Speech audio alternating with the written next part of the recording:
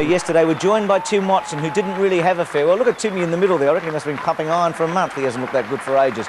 But for TD and Simon Madden, they were both injured yesterday, so it was a bit unlucky for them. Look at this little bit of byplay between Simon and Barry Stoneham. Billy Brownless kicked 8, gave one away to Jeff Miles there. Brownless has come home with a rush. He's taken the leading goal kicker. 8-6 and a couple of assists. Could have easily kicked 12 goals and was a great player.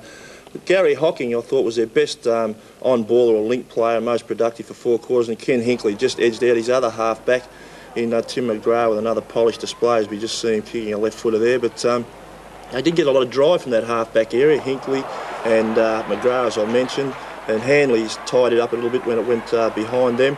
And, of course, Barnes, who'd come into the side early in the game, was a good, productive player around the ground in the first term. And after that, it was catch-up football, unfortunately, for Essendon. And unfortunately for Simon Madden, he had to leave the ground before he really had any influence on the game.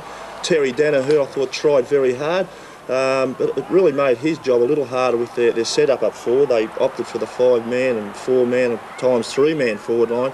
Why did it make it hard? Why? Well, I just think he had that many players he had to cope with, and they weren't really bringing the ball up with a lot of system. They were chipping it around and making a lot of mistakes, unforced errors. And again, Sheedy made a lot of moves. And I'd say there must be an extra strong magnet on the clipboard of Flood, because he wasn't moved until the third quarter and was completely obliterated at full back. Now, Brownless had 8 free kicks given against him. Were they for wrestling off the ball or during the I wouldn't have known that, Ron. I really wouldn't have known he had 8. He may have had a couple for holding the ball, because he actually was claimed a couple of times while he was sort of the playmaker. So I don't think that was a real problem for Geelong. Kel, do you see Malcolm Blight using Jeff Miles in a capacity in the forward line come the finals? He started on the bench and came in the last quarter.